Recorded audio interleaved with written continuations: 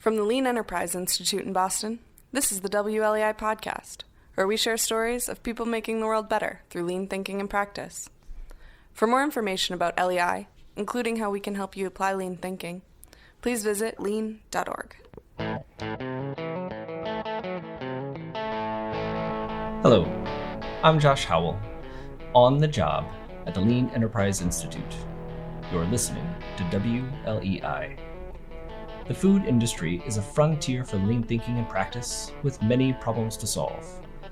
Competition is intensifying, with an estimated 10,000 restaurants added each year in the US alone. Customer expectations are elevating, and the voice of the customer is amplified with social media. Technology keeps advancing, costs keep rising, and labor is scarce, both skilled and unskilled, while wages remain relatively low. And I've yet to mention all the food waste. Fortunately, pioneering food businesses like Zingerman's in Ann Arbor, Michigan, Legal Seafoods in Boston, Massachusetts, and Ben Hartman's Clay Bottom Farm in Goshen, Indiana, are using lean thinking to address these problems and demonstrating for the industry that there is, in fact, a better way. On a recent visit to Zingerman's mail order, I got to sit down with the managing partner, Tom Root. I was there making preparations for LEI's upcoming Lean Transformation Learning Tour that'll be happening the week of May 11th. We turned on the microphone and had another in a series of ongoing conversations where Tom and I reflect on our experiences with lean thinking in the food industry and think about how to reach and impact the industry, one that still knows very little about it. Anyway, here's the conversation between Tom Root and I. I hope you'll enjoy, and also I hope that you'll share this conversation, especially with those who you know that work in the food industry. Here it is. So Tom, thanks for sitting down, having a chat. Absolutely. Continuing our conversation, I guess you could say. Sure. And maybe just to get us going, could you introduce yourself, tell us a bit briefly about your story, and then introduce us to the company that you work for, Sure. Zingerman's. Great. My name is Tom Root. I'm one of the managing partners of an organization called Zingerman's Mail Order in Ann Arbor, Michigan. I've been with the Zingerman's community of businesses for about 20 years. I actually came here as the chief information officer and the founder of Zingermans.com. So back in the late 90s, built an e-commerce website to sell food. Yeah. Also the co-founder of a small makerspace in town called Makerworks. And have really become interested in lean and operation stuff in the more recent history over the last 10 or 15 years. Cool. So maybe you could tell us, some folks might be familiar with Zingerman's as an overall organization, Sure. But maybe you could explain a little bit about that too. Yeah, so we typically refer to it as the Zingerman's community of businesses. There are 9 businesses that make up that community. I usually describe it as like a solar system, and each one of the businesses represent a planet. So we have a delicatessen, we have a creamery and a coffee company and a candy company and a training company and a couple of restaurants and that sort of thing. So all food-related businesses, all oriented around a common set of principles and practices and things like that. Okay, so Zingerman's Mail Order is one of those. It's one of those planets. businesses. Yeah, okay. Yeah. And when you came into the business as the chief information officer, Yeah. was that specifically for the mail order, or was that in service of the larger community of businesses? Yeah, I was the founder with my partner of Zingermans.com, which was a business unit, one of the planets, but my role as CIO was for all of the businesses for the entire community. Okay. So what took you from that position within the organization, serving the entire community, to being focused on mail order? Yeah. Well, so when we started Zingermans.com, it was to give an e-commerce front end to an existing print catalog and pick-pack fulfillment business. And basically, long story short, is we merged the two companies.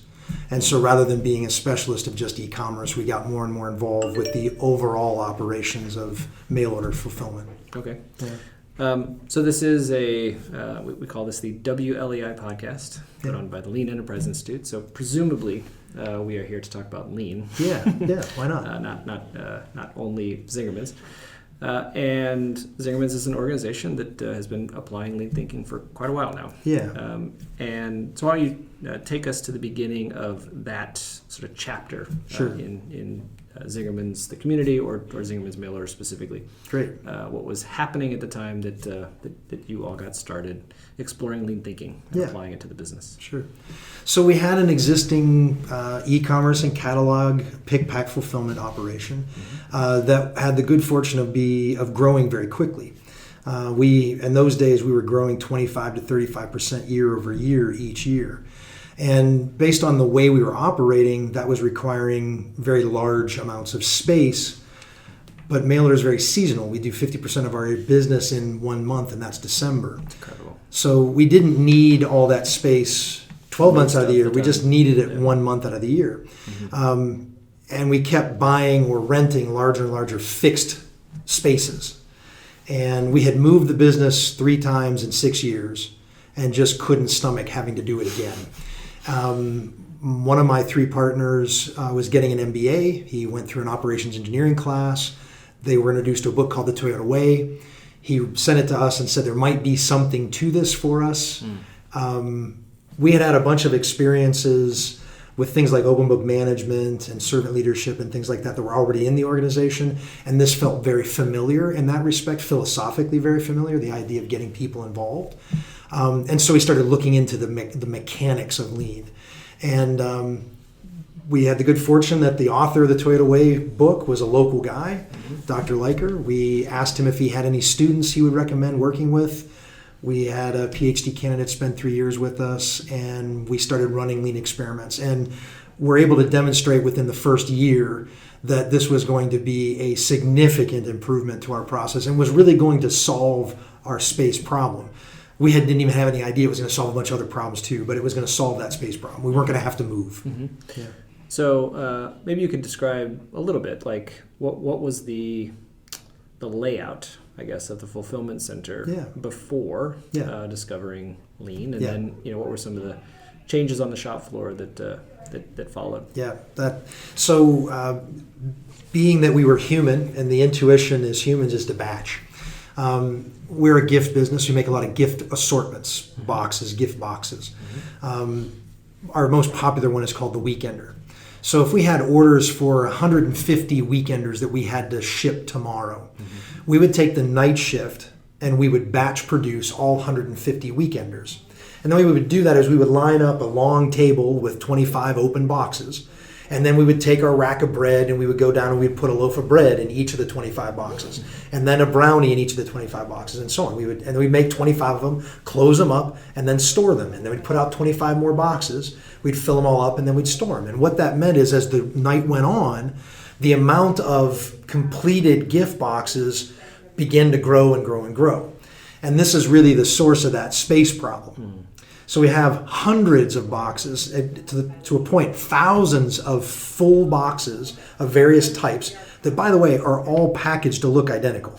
The only distinguishing mark was a little label on it, right? Yeah, right? So here we have these boxes everywhere. Quite literally, one year we had them on top of the bathrooms. We had them in the offices. We had them everywhere. And then the next day we would pick them. And so the first experiment we ran was, what would it look like if we simply made the box to order? And so we created a marketplace, a bunch of pick racks that we could go and get the ingredients. And then if we had an order that had the Weekender on it, we would gather all the items and then build the box and then send it down the line rather than picking it off the shelf. Very counterintuitive because the time it took for me to pick it was only a couple of seconds. Now all of a sudden it was the time it took me to make it, right? And it seems like we're going backwards. All of a sudden it's going to take, but it turned out that it created flow, right? What we now understand as flow. That that the quality of the basket went up because the maker was focused on one and only one at a time. And so they were better built. The accuracy of the contents of the box went up. It turns out that when you're dealing product into 25 nondescript boxes, it's easy to skip one. When I would turn my attention back to the rack to get the loaf of bread, I would skip a box and so it would get to the customer. It didn't have all the stuff in it. That problem went away almost immediately. And so it was, the good news was we had a very early win. It felt like a big jump a big success in terms of quality and that sort of thing.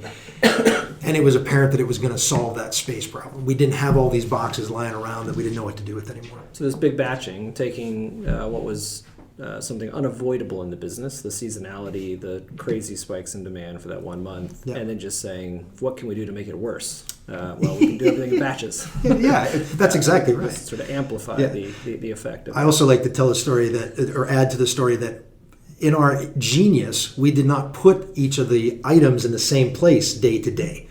Right, where it went on the shelves or the piles was dependent on whoever did that crew that night. So the weekender, as an example, was not always stored in the same place. So it literally meant that the picking operation was wandering around trying to find where did they put the weekenders last night, right? And that went away as well, right? Well, even beyond that, I mean, to do everything in batches, it's sort of hard to maintain things in the same place, right? I mean, as they come in and fill up, it takes up a lot of space. As we consume and consume and consume, it takes up much less space. Now something else gets put into that space that wasn't there before. And, we had a very long lead time. We would require that if we took an order today, we wouldn't promise to ship it for 2 days, right? Because we needed all that time to get the ingredients in-house to make all the gift boxes at once before we could fulfill them. And another thing that we realized very quickly was if we're making them to order, we can pull that lead time much, much closer to the time of order. To this day, fast forward, right? We take orders to ship the same day until 5 o'clock at night. Yeah, so that's been, we've known each other for a while now and both have backgrounds, time spent in the food business. I mean, just such a remarkable sort of common characteristic of the food business to have really long lead times. To be doing things in batches. And you'd think of sort of all the industries in the world that would really not, it would be important not to have long lead times, given the perishable nature of the product, that it would be in the food business. But in fact, I think that's just the exact opposite. I mean, a bolt through a Toyota plant has a much higher velocity, exponentially higher velocity than a muffin flowing through. Or chopped onions, right? Yeah, exactly. So I guess as those early lessons were being learned, as lead time, batches, even framing problems around those ideas were coming into practice. As you mentioned earlier, the mail order is one of a number of businesses within the Zingerman's community businesses that are all, as you said earlier, based on food. Right. So how has some of that kind of learning influenced some of the other businesses as well? And I ask that thinking about the industry as a whole. And the fact that, whether it was my experience at Starbucks or other food businesses I've gotten to know over the years, like Legal Seafoods, we see consistently within the industry opportunity to look at those kinds of problems and improve. So maybe here within the Zingerman's community businesses, there's a bit of a model line experiment happening that the industry at large could benefit from. So what's been that experience? So the one that immediately comes to mind is I was given the opportunity to go and work with our delicatessen. The famous delicatessen. Zingerman's Deli. The interesting component of Zingerman's Delicatessen is, again, they're very seasonal. Their season orients around graduation and football Saturdays. Here in Ann Arbor, the University of Michigan is kind of a big deal, and so we get a lot of people coming into town during those football Saturdays. Well, also, maybe you can correct me if I'm wrong, a bit different than the mail order, I guess. They've got the seasonality that the mail order has, for sure, maybe driven by different things, a football game versus a holiday. But also there's the effect of just sort of the traffic patterns in a given day. So I was there for lunch today, actually, at the deli. And it was quite busy at noon. I arrived there at 11 o'clock and not so busy. So anyway. That's actually what I mean by the seasonality. Is their seasonality is not calendar or month based, it's hour based. It's hourly based. And it turns out that lunchtime happens about the same time every day. It turns out. But it was a football Saturday that gave rise to this story. I had been working with the sandwich line manager for a while now, and we'd been looking at things like trying to create flow so that it got handed off like a nice relay race right down, and that there was no waiting on the product in between. We had also been working on doing some work to order rather than batching it. In those days, it was not uncommon for them to pre-slice bread for sandwiches. We have a bakehouse in our community. We bake whole loaves of bread. They don't come in plastic bags that are already sliced, so the whole loaf would show up at the deli. The morning crew would spend the day slicing up bread, and then the sandwich line would consume that bread throughout the day. We had been working on what if we just cut the bread to order. Again, big quality improvement. Totally. So Major quality improvement. A lot of cool things were happening. And sort of as a throwaway comment one afternoon, we were going in, I think we were meeting on a Thursday, and this weekend was going to be a big football Saturday. And so I asked Laura, the sandwich line manager, forget about all this stuff we've been talking about. What's the one thing that you're dreading about this upcoming football Saturday? And she said to me, besides the inevitable loss of the Michigan Wolverines. Easy now. So she said, that's easy. It's the pile of sandwiches. And I said, the pile of sandwiches, what is the pile of sandwiches? And so it turned out that for your listeners, they're going to know something. I presume they're going to know something about lean. So it turns out that the upstream processes were faster than one of the downstream processes. Okay? Meaning that they were able to push work into the slower process. And there was no regulation on their speed. As a matter of fact, on the sandwich line, the assumption is the faster I can go, the better I am. Regardless of where I am in the process. Exactly. And so what was happening is we were starting sandwiches, we were grilling sandwiches, and they have to come off the grill, right? I leave them on the grill and they're ruined, they're wasted. They have to come off the grill. And where do they go after the grill? Well, they go to the station that finishes them, which is the long cycle time station. And because there was no regulation upstream, then what would happen is, as the day went on, a pile of sandwiches would amass between the grill and the finish station, which actually had the unfortunate impact of doubling the problem. Because whereas before, when everything was flowing, I would reach, if I'm a sandwich finisher, I would reach for a sandwich. I would have one or two or three to choose from. I didn't have any sorting time associated with that. I would just grab the one obviously I needed and I would finish it. But as the pile of sandwiches got bigger, I spent more and more time at the slowest cycle time looking for the right sandwich in the pile. Searching, yeah. So it became a compounding problem. And it was a total throwaway comment on her part. It's the pile of sandwiches. There's nothing we can do about the pile of sandwiches. That turned out to be one of the biggest changes we were able to help them with. And all we did was we put little cutting boards between each station. And we said there can be one and only one sandwich on the cutting board. And that means that there's a limit to the number of sandwiches that can be in between each of them. And only when there's a cutting board that's open can I start a new sandwich. So we sent information upstream that said, don't keep producing, there's no point, works in progress limits. They were able to create flow. And that helped in two major ways. One was quality, and the second was allergens. If your listeners have anybody in their family that has any allergic issues with food, you know how critically important this is. Okay. And so this idea of having sandwiches commingled and me potentially grabbing the one that I wasn't supposed to grab and giving you something that had something you were allergic to was a real problem. This idea of putting these works in progress limits, they just put a different colored cutting board, which signifies that this is an allergen sandwich. There's visuals in the whole system now. There's never a big pile, and it creates flow.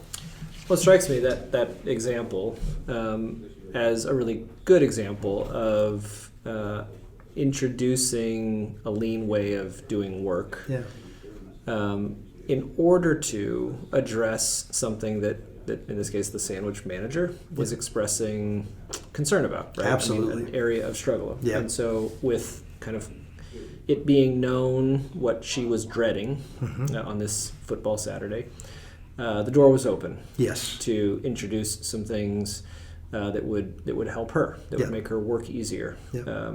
And as you've said a couple of times, end up sort of introducing all of these other benefits too. So the allergens benefit, the ways of just making things more organized in the kitchen, and far less frustrating for the people doing it. right? totally. Knowing that they weren't going to have to be, because they would feel bad about themselves. The people in this final position would begin to feel bad because they would look at this pile, and as the pile got bigger, it was an indictment, right? It was standing there looming over them in judgment. You're not fast enough. slow. Yeah. And that's not good. I mean, who wants to work in a situation like that? Well, so part of why I guess I even focus on that aspect of the story that you tell is that this is an industry that is unfamiliar with, or maybe even going so far as to sort of reject lean thinking applied to that business for a lot of the things that you've called attention to, seasonality, day part traffic, Lots of variability, all that variation. And so, how can you take something this volatile and put a system built upon stability into it, right? How can that possibly work? One of the things I like to talk about with respect to specifically the food industry is the blueprint for the modern kitchen was developed by Escoffier in the 1800s. This is right. Right? Yeah. And the deal with dinner service at that time in history was that there were going to be a Thursday night, a Friday night, and a Saturday night seating, one seating a night, right? And that meant that Escoffier had the benefit of mise en place, which in his world meant the acquisition and the preparation of those items before dinner service. He might spend 3 days developing a sauce for Thursday night seating. But there was no variability in demand. They knew exactly how many chairs they were, and they were always going to be full, right? And he had the benefit of knowing exactly what was going to happen.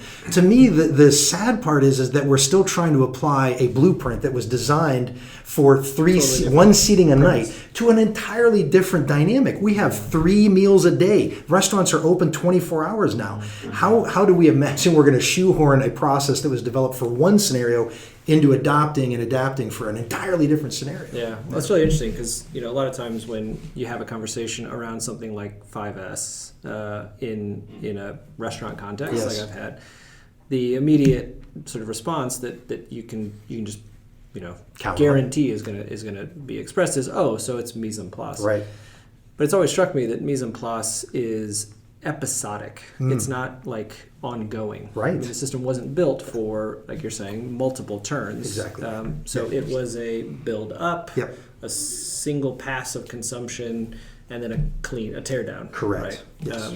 But that's not how. Yeah. That's certainly not how the Zingerman's delicatessen works. No. It's not how really almost any restaurant works. Right. Any modern restaurant tends not to. Where there's multiple turns, and so the notion of replenishing a station as the station's being used through a technique like Kanban or whatever, isn't there, which would actually be sort of a perpetual mise en place. Right, exactly. Advancement there to make that. I think the thing that I've experienced, I think you have too, is that when you talk to restaurant people, they think of prep as something that happens before service. Totally. Prep happens before service. They're two different activities. But in Lean, we might talk about on-cycle and off-cycle work. And when you look at it that way, prep is an on-cycle activity. It is necessary to do the dinner service, and therefore needs to be happening at the same time the dinner service is. It's totally counterintuitive. Yeah, and that's it. Yeah. And my point about bringing up Escoffier too is you have people who are trained as culinary professionals, and they're still drawing from the playbook of Escoffier, and that's why I think you mentioned that they almost seem to be actively resistant. I would say because it is running counter to what they were taught. It's not just accidental, right? What a lean practitioner is asking them to do is the exact opposite of what their culinary instructors taught them to do. Well, and so the I even think about a day in the life of a kitchen. Right. Yeah. So it's 6 a.m. It's usually really early. And the kitchen, at least, not the dining room, because the business isn't even going to open until 11, right. 5 hours from now. But the kitchen's filling up with cooks. Yep. And what are they there to do? Well, they're there to make all kinds of predictions, forecasts about what's going to be sold through lunch service, sold through dinner service, and they're going to batch all of it. They're going to prepare all of it. And they're not doing it. Partially, they're doing it for the benefit of like marination, right? Yes. You prepare some ingredients, Absolutely. And you want those things to sit with each other for an amount of time. Yep. But more to the point, what they're doing is building up this inventory, which maybe it'll be the perfect amount. Likely not. Probably too much, too little. But that's sort of the mise en place mindset. Yeah. And the thing that I think a fair amount about too is just the disconnection then that those who are preparing that food have with the folks that are going to consume that food. Absolutely. I mean, they may literally not be in the restaurant at Correct. the same time. Many of those prep cooks will go Very home likely. Before the service. Very likely. And so, just the care that you would put into a meal you're preparing for your family, whom you know and are making eye contact with and Right. are conversating with, is going to be hard to maintain for that line cook who's completely disconnected from the customer. Exactly. Whereas through a tool like Kanban or something, there's a way to make a really direct connection to those things. Right. The consequences to that, in terms of quality, in terms of freshness, in terms of just care. I mean, put into that food is I think really, really consequential. Then there's all kinds of business impacts too. I mean, you're paying an entire staff to do work that is potentially a complete waste of time. Absolutely. I mean, you've prepared all this food that won't get consumed, that you're going to have to You throw took away a because high-cost ingredient, you added high-cost labor, and then because you guessed wrong about how much you were going to need, you threw both away. That's right. And it's crazy. That's right. Yeah. That's right. Yeah. Or so the opposite thing happens, which is we all have familiarity with the notion of an 86 board, where these things that we prepped hours ago, we just run out. Didn't make enough. And we don't have enough. And because the prep people went home, that's right. we don't have any recourse. Right, I love it. Right? Yeah. So too much, too little. The Yes. ever-present problem in every operation, but certainly one that Yeah. exists in the restaurant business. Yeah, for sure. So, okay. So back to mail order then. Thanks for that diversion. It's always fun to talk about lean thinking applied to an industry that so desperately needs it, the restaurant industry. But back to mail order. Yeah. So those early days, those sort of heady days of reducing lead time, as you said, of really cracking the code around this capacity problem. Yeah. So you didn't move into another space. Correct. At your 2-month cadence or two-year cadence. That's right. So that was a good result. Yes. And so I don't know. Things have just been hunky dory since then. Sure. So what was the next? You've described to me before there being kind of multiple inflection points. Yeah, for sure. Here in the mail order story. Yeah. So what was the inflection point that followed those early heady days of lean implementation? So during those first several years, we had the benefit of an expert to lead us in the work of Eduardo Lander. And Eduardo, as you do when you finally finish your dissertation and defend it, you get your doctorate, you get a real job. And so he did that. And we were then left to our own devices, as it were. And we moved into the phase of sort of lean adoption of management-led. So you had some people in the organization, myself among them, who were very much committed to continuing the work. But I would say we're by no means experts in any way. But committed to it and capable to the extent that you were interacting with Eduardo and understood what he was trying to show us to that level. But probably and quite obviously had no experience getting other people to buy in, right? We were the resistance with Eduardo. What he had to focus on was get us over our resistance. And all we had was our own internal resistance to deal with. Well, now we were dealing with the resistance of the people we were working with. Well, the thing that he had available to him in those interactions was you had a pressing business need. That's absolutely right. So as the management team, what mattered to you, not having to move again, not delivering the best quality food that you knew was possible to your customers. So Eduardo was really meeting you where you had a need. Yes. And that was a good recipe at that time. Yep. Okay. And then then when he left, we lost the benefit of his sort of, I'll call it stubbornness, his conviction. We had only hours. We also had the fact that there were a number of people who were like, well, look, we did this lean thing. I mean, what more do you want from us, right? Look at how far we've come in the last 3 years. So we settled into a period of time that we now call the dark ages, the dark period. Okay. Where what we were trying to do was not have management lead all improvement. We wanted it to be a cultural thing. We wanted it to be a democratic thing. We wanted the people who were responsible for the work to be the ones primarily improving the work. And we tried lots and lots and lots of different ways, financial incentives, acknowledgement incentives, all sorts of different ways to get people to run experiments and to try improvement. I taught classes during those days that was like a fourth grade science class. This is what the scientific method is. I paid people as consultants to run experiments off the clock, right? So I'm going to pay you this twice your hourly rate to come in and run experiments on the line. And I don't care if the experiment you defined fails. If you have a hypothesis and you find that it's not true, that's still an outcome, right, from a scientific standpoint.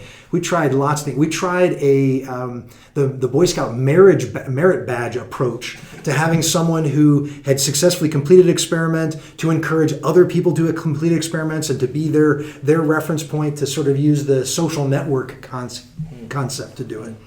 And nothing was resonating. We weren't finding the right words. We weren't finding the right processes. We didn't have the right people. Who knows? But it was not coalescing in terms of everything we kind of had to kick the ball and then drag everybody, and then kick the ball and drag everybody. And it was very uncomfortable for a long time. I now say, serendipity is what it is. Sometimes it's just better to be lucky than to be good. Mm-hmm. And I would say that luckily, after we had struggled with that for a long period of time, we didn't lose our conviction, but we were demoralized at least. Brought in so the term the Dark Ages, in describing this period of time. Yeah, that's a term invented by whom? I think it's a term that I've used recently to describe it looking back. Okay, so but you as a member of management, looking back at a period where there was a certain objective, kind of set by management to do the right thing, the thing that seemed really obvious to do, which is to get the folks that know the work, that do the work day in and day out, to participate in this, not wanting it just to be reliant on you and the other managers. So, okay. So, I mean, to me, the Dark Ages fitting in that because it felt like what was most defined that period of time was we stopped learning. Mm-hmm. We stopped desiring to learn. During the first phase, there was this thirst for it's all brand new. Let's figure it out. Gosh, this is really exciting. What's going to happen today? Mm-hmm.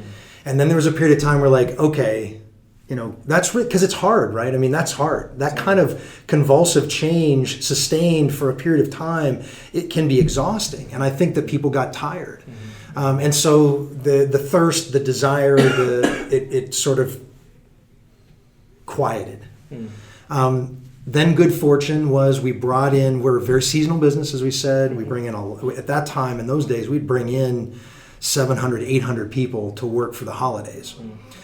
We brought in a rather inquisitive cohort of people. A number of the people who came in kept asking questions not about how to pack the box, but why do we do it this way? You guys are doing this weird stuff. Why do you do it that way? And they stuck around after the holidays. They ended up getting permanent jobs with us. In large part, by the way, due to the fact that they expressed these questions. They were inquisitive. They seemed interested in it. At the same time, we started doing tours. We started bringing people in to show them at least what we were doing. Mm-hmm. And then the third component was we have another Ann Arbor guy named Mike Rother who wrote a book called The Toyota Kata. Mm-hmm. And those three things together sort of coalesced around lighting a renaissance, where all of a sudden there was curiosity again. There was an interest in learning, and we finally sort of gave way to a staff-led culture of continuous improvement where it's no longer separate from the work, it's now perceived as being central to our work. So is there anything that you can attribute the curiosity of that cohort to? I mean, was there something unusual happening that year in the business? Were the foundational aspects of this way of working at a different place than they had been in years before? Was there more to like ask about, for example? I mean, if the year before, you know, the work methods were less defined, then it'd be hard to ask questions about things that aren't so well defined. If there's an actual document or something that describes the way of working, you can start to now interrogate that. I mean, there's something tangible. I don't know. I mean, it's a fair question. Nothing is springing to mind. To be honest with you, the thing that actually came to mind was that was probably around the time the financial crisis was occurring. And it's very possible that the people that we had working there that holiday season they were people who, under normal economic conditions, would have been gainfully employed elsewhere. So I feel like they came with their own sort of intrinsic curiosity. I don't feel like it was anything that we did differently that year.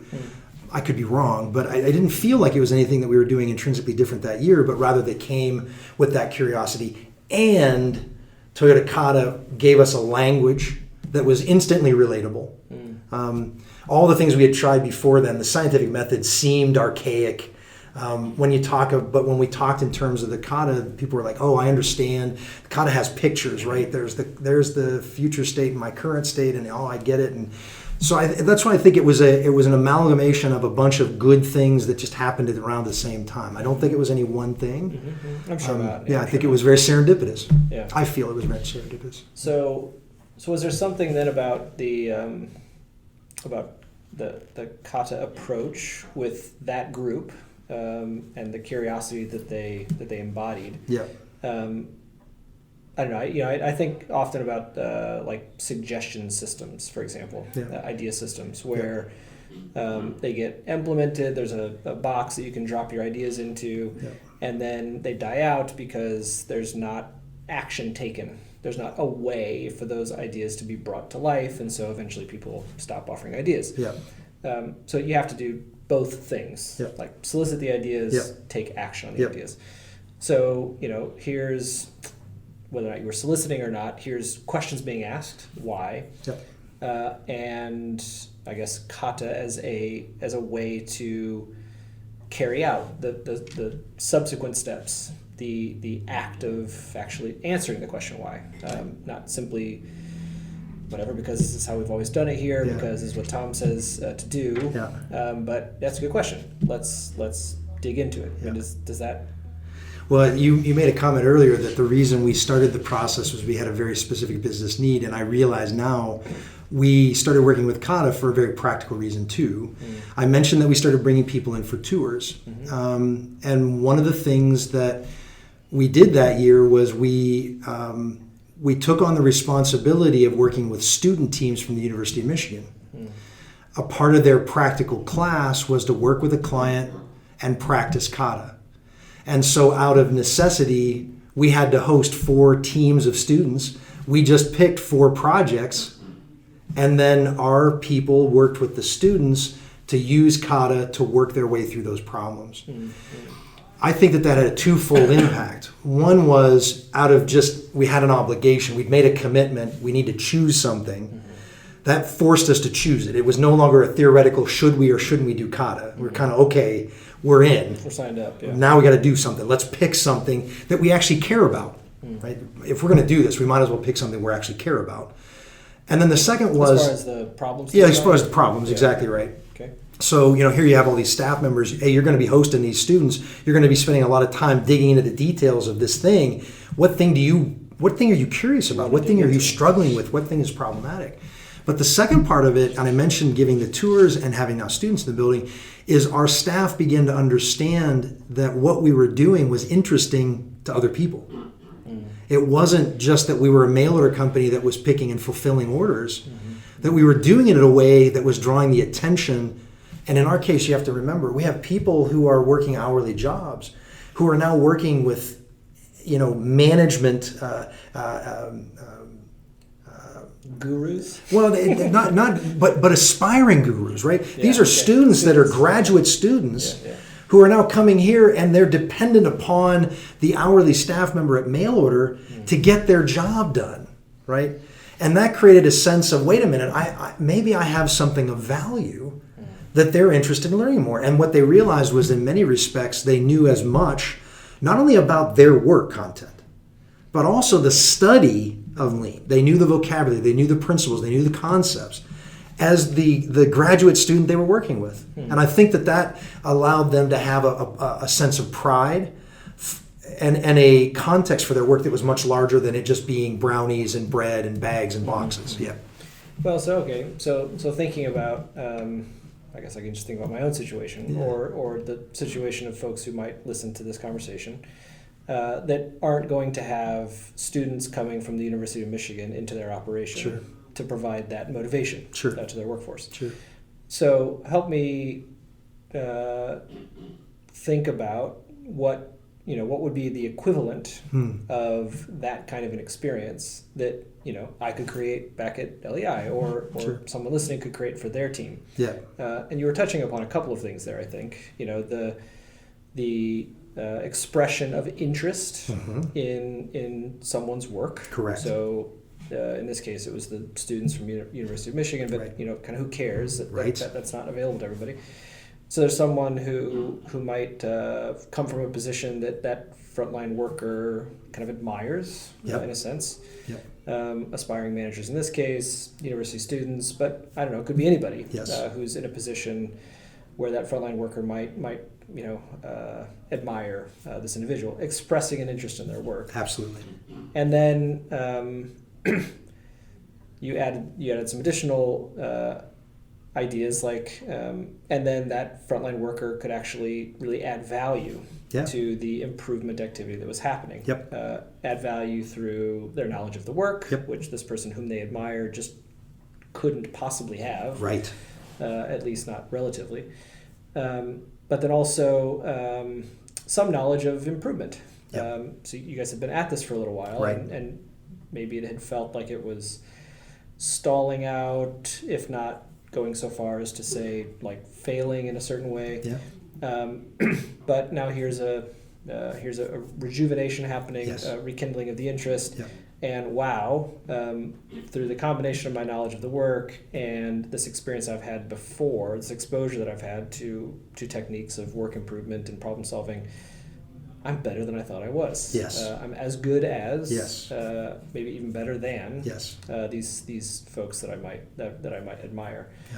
So anyway, I mean, I guess I've just offered my kind of take on it. But what do you think about that, and what would you take away from it too? That again could be kind of applicable in any situation, not just one that's down the street from where Dr. Leiker and Mike Rother at the University of Michigan. Well, I really wish I could say that. Oh no, this was all by design. But it was not. Of course. And the way we're even talking about it right now is absolutely has the benefit of hindsight. That's right. Right. I don't think that. In hindsight, I can say that what it was a great example of the idea that the people who are doing the work are most knowledgeable about the work. It became a very practical matter. It was not a theoretical matter anymore. That's right. And so we created how do you do this? Well, you create a practical circumstance where that individual who is doing the work is the expert. You create a situation where they are acknowledged as the expert. Totally. Because then that does a lot of things. For the individual, it allows them to say, wow, all right, I know something. I know something better than someone else does. That gives them value. That gives them purpose. By acknowledging that, you're honoring that, right? So, I think that it was not by design, but in practical terms, what it did is it allowed them, it was a great example of the person doing the work is the expert. And then we're going to honor that expertise, and we're going to place a value on that expertise, and that the real solution to their problem is in their hands, right? And that if we give space for that, in this case, we did because we thought we were doing something for the university students, but we gave space for them to make improvements. I don't know, try it out. Let's see what happens. We got all these secondary benefits. And did the business benefit? Of course.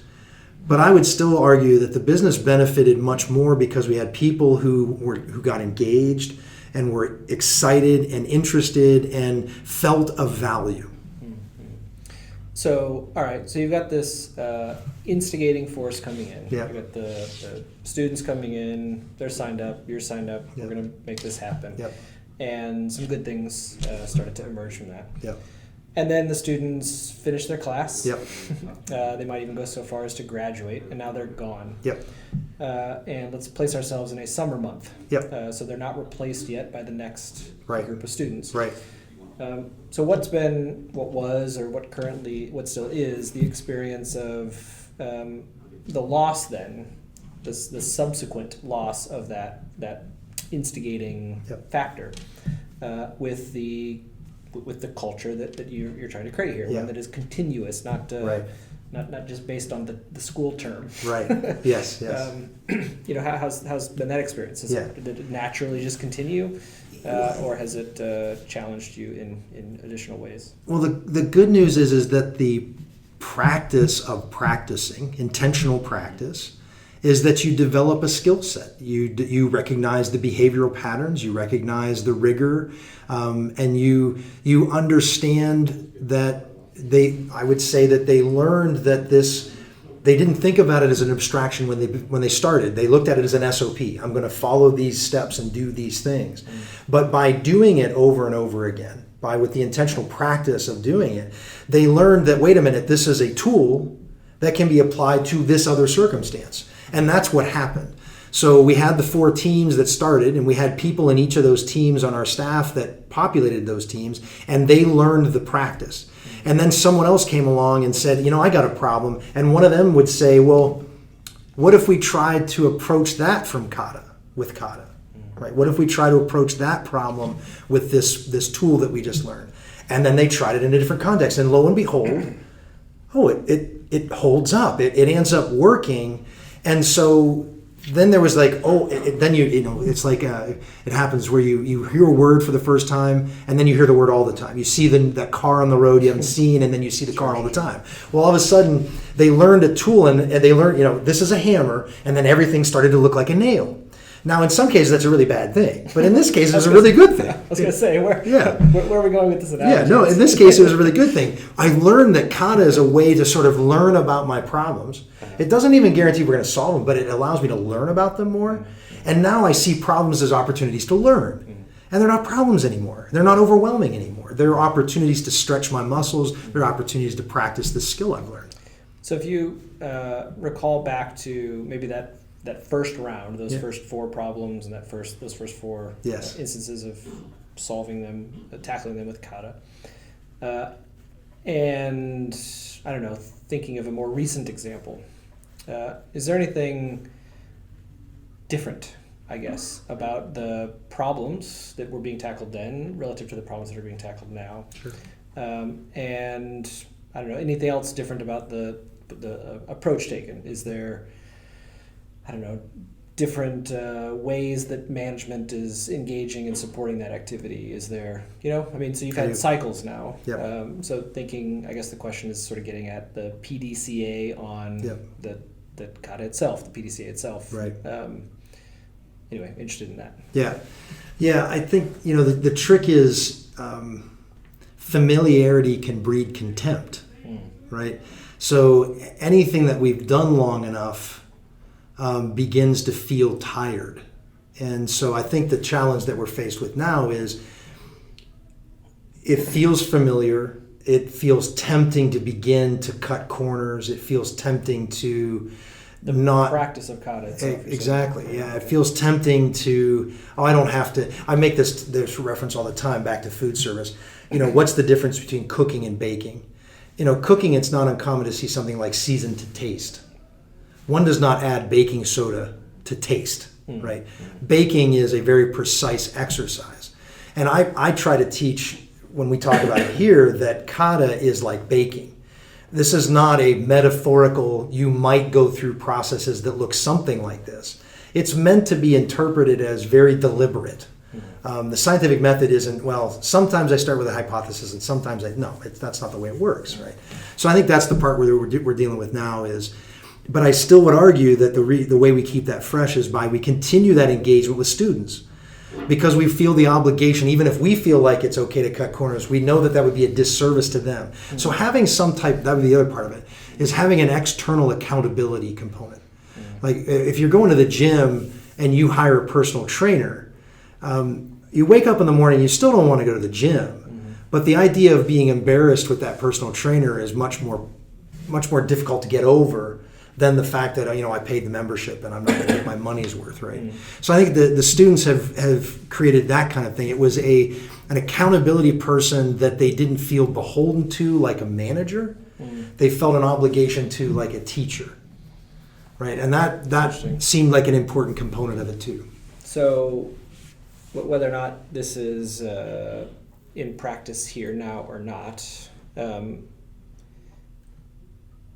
can you imagine that accountability coming from some internal means too? I mean, so the characteristic that you just pinpointed was as a teacher. Yeah. So, you could have peers of yours as a frontline worker or a supervisor that you could be teaching. Yes. And so the mechanism of having those folks come around regularly to be taught, to learn. Yep. And the recognition that we want to teach well. We don't want to teach the corner-cutted version of this, but the sort of the complete version of this. Yeah. Remember back at the beginning, we talked about being the good fortune of being a part of a solar system of businesses. Yeah. That external accountability is there's now enough interest in what's going on in mail order that people from our own business community are coming here. And there's that external accountability where we feel an obligation to teach them well. So we have the good fortune of having a built-in group of people who are periodically calling us up and saying, hey, I'd like to come and take a tour. I hear you're doing interesting things. I want to see about it. We have that twofold effect. One, I feel better about what I'm doing because other people are interested. And two, I have this person I feel accountable to, not out of obligation, not because it's my job, but because I want the best for them. I want this relationship can be a mutual benefit. I want them to do well, and that means in order for them to do well, I need to teach well. Well, I think about that we have this these LPPD, lean product and process development principles and practices, and one that the team often talks about are cadenced meetings. But even stripping away meetings from that, just the notion of like cadenced activity. Absolutely. So a lot of my work for LEI has been serving as a senior coach, working with organizations. There's no doubt in my mind that the fact that I keep showing up drives certain behavior, right? But if we strip away the specifics of any situation, Josh Howell as senior coach, working with an organization like Legal Seafoods, or the university students from Michigan coming to work in an organization like CADA, or I can think of another experience I had. One of the organizations that I worked with who set a monthly cadence for the top executives. This is a large company, for the top executives to visit a site where there was some lean experimentation happening. Sure.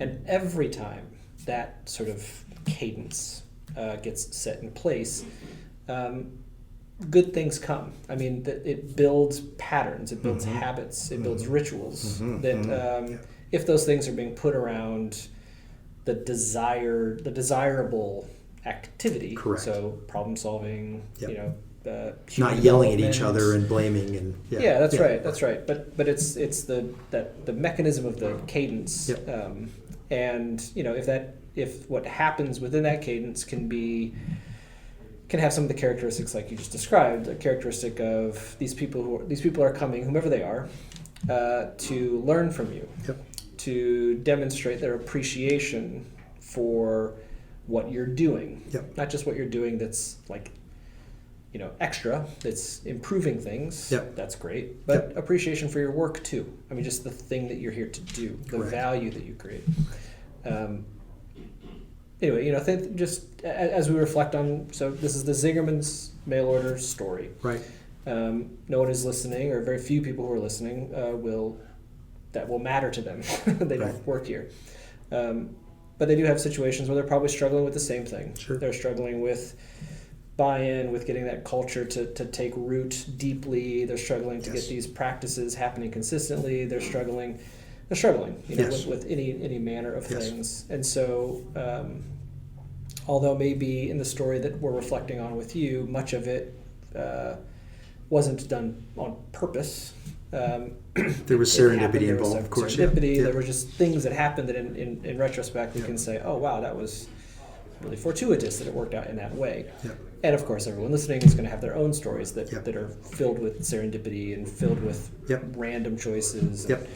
But tomorrow is something that we can actually be more proactive Yes. with. And so, what are the things that we can put in place tomorrow? What's the cadenced activity that we can instill into our operation? Yep.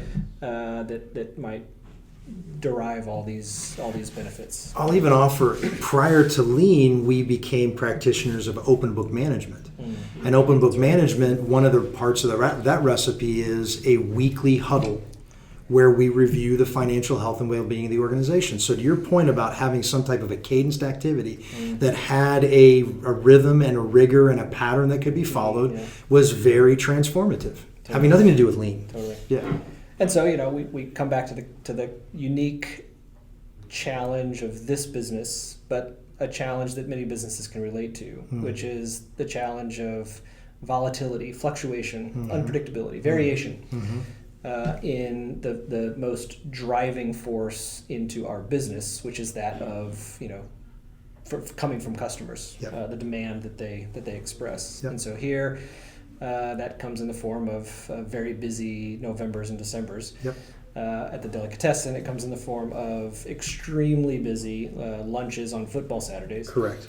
But every business that is out there has some version of that. And Absolutely. so that's crazy, volatile, to some degree, kind of unpredictable.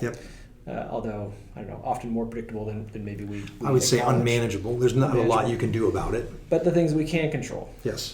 Putting a cadenced huddle around an open book management system, or regularly scheduled visits from the local university students, or God forbid, regular visits from the senior coach from Boston showing up at your business. But anyway, that's a pretty practical mechanism that we can recognize is either in place or not, and recognize that is a PDCA opportunity screaming to be leveraged. Right? For every time that cadence occurs, there is a chance to plan it for the next time. Totally. We are going to do it as frequently as possible. There's the opportunity to check and make the adjustments that come out of that. So the PDCA on the PDCA, the kata on the kata. Totally. We're going to get super meta. Super here. meta, right? Yeah. Anything you can do, I can do meta. I think Rothru would be proud of our attempts to wade into the meta territory. Yes. Here. Cool. Okay. The one thing I would like to add to that is, because I'm sure that people are out there and they're thinking about this, I don't ever want to suggest that a certain amount of patience, we have a phrase in Zingerman we call GNP, gentle never-ending pressure. In order to keep the wheel moving, right? In order to keep PDCA functioning, one has to exert pressure to keep it functioning.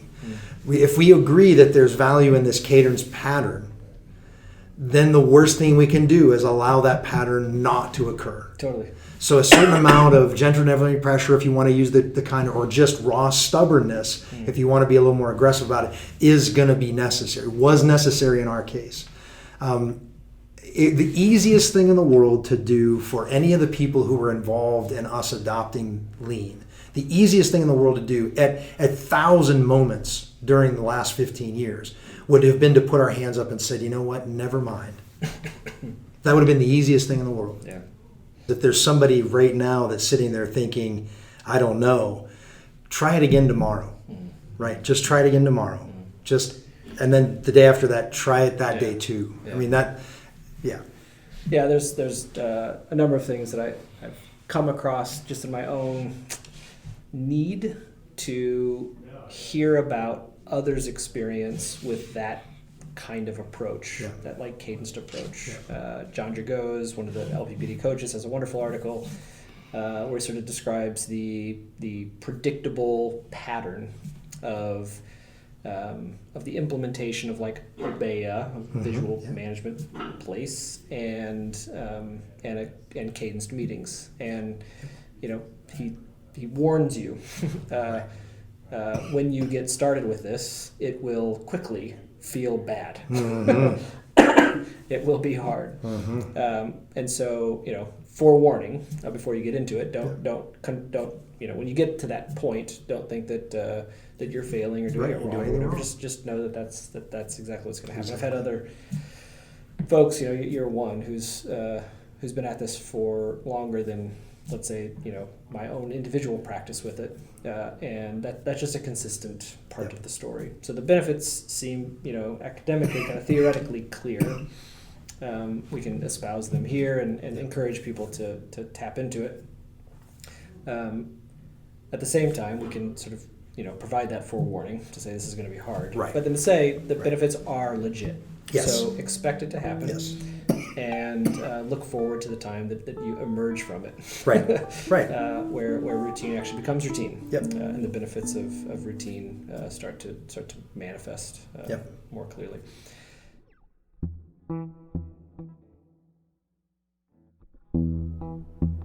And that's a wrap. I'd like to thank Tom Root for the conversation. I'd also like to thank Zingerman's, a company who's discovering and showing the way forward for an industry with lots and lots of problems to solve. I only hope more food businesses will follow their lead. I'd also like to thank Emma Ripp, who produced this podcast, and the team at LEI, who are putting in a tremendous amount of effort preparing for the upcoming Lean Summit 2020 that will be happening in Carlsbad, California on April 6th and 7th. We look forward to seeing many of you there. And as always, I invite you to be in touch, sharing feedback and or ideas for future episodes. You can email us at pod@lean.org. In the meantime, like you, I'll be working and learning on the job. Bye-bye for now.